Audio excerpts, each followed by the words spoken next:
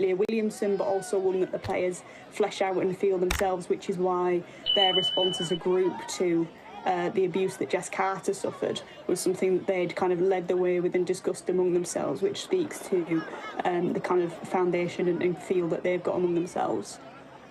And I know I've been quoting quite a few messages from X at you this morning, but this is one of my favourites, actually. It's from someone called Maisie, who says, England won the Euros. Oh, here they come. And our best players were a goalie with no depth perception, a right-back with a broken leg, a 19-year-old debut, and a cocky Londoner with a point to prove.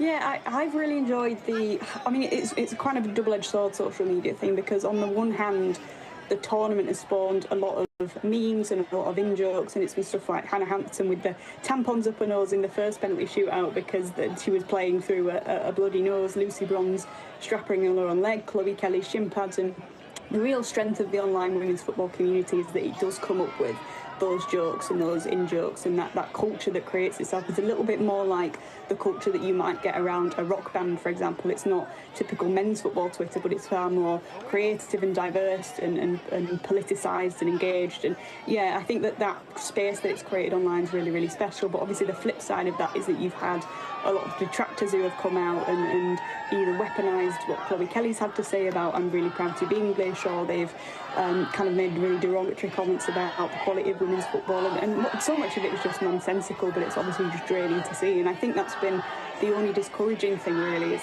that is still out in force, that sentiment that it's not worthwhile watching. But clearly the viewing figures being in their millions just shows that's kind of a not as widely held a view as social media would probably have you believe. And as Beth Mead's dad was saying, that who's having the last laugh in that situation, it's very clearly Beth Mead, the Lionesses, and all of the people who are able to find joy in women's football. Because if you're going to be cynical and sceptical about it, you're the only one that's missing out, because they've demonstrated that they're capable of producing such a great sporting story and a great moment for a nation that has been starved of success. So why you would want to willingly cut yourself off from that is beyond comprehension to me.